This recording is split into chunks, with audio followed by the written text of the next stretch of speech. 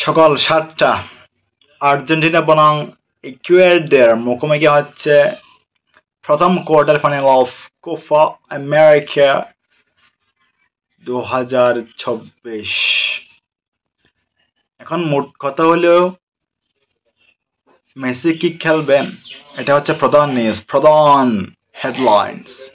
Messi কি খেলবেন কিনা এখনো আর্জেন্টিনার কোচও জানে না, মেসিও জানে না। আর্জেন্টিনার কোচ বলেছেন মেসির জন্য তারা শেষ সময় পর্যন্ত অপেক্ষা করতেছে। ম্যাচের এক মুহূর্তে মেসির কি অবস্থা সেটার উপর নির্ভর করবে মেসি প্লেইং 11-এ থাকবেন নাকি থাকবেন না। আমার আশা মেসি হয়তো খেলতে পারে, সম্ভাবনা 90% আছে। এটা আমার মনে একটা সম্ভাবনা আর কি, এটা কনফার্ম কোনো নিউজ না। মন বলতেছে মেসি আগামীকাল খেলবো ইকুয়েডরকে আর্জেন্টিনা হারিয়ে।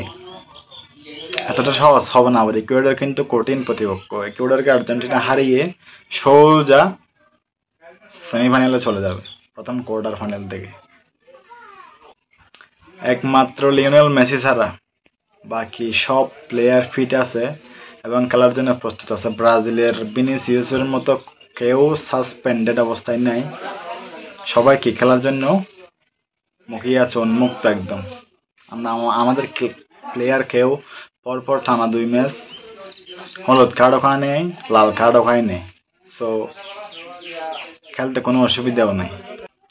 সো আশা করি আর্জেন্টিনা বড় একটা জয় নিয়েই সেমিফাইনালের মুখ দেখবে এবং লিওনেল মেসি গোল করবে। এখনো পর্যন্ত কিন্তু কি মেসি 2টা ম্যাচ খেলছে, গ্রুপ পর্বের একটা খেলা নাই, কোনো একটাতে লিওনেল মেসি গোল পায় নাই 2টা ম্যাচে।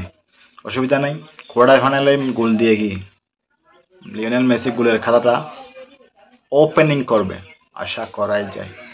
নিশ্চিন্তে থাকো আর্জেন্টাইন সাপোর্টার, নিশ্চিন্তে থাকো।